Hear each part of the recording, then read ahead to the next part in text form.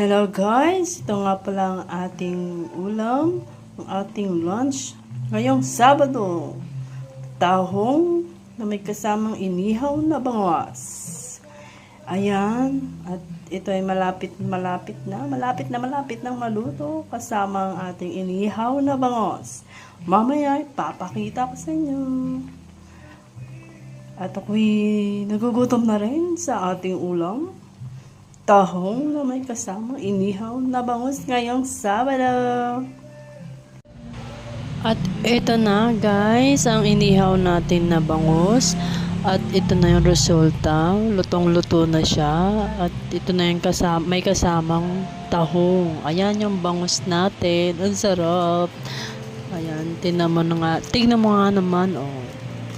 Mapapasarap talaga ang kain ko nito. Lalo na ang aking blah blah blah. Ayan na siya, oh. Kain tayo guys for pananghalian ngayong Sabado. Thank you for watching.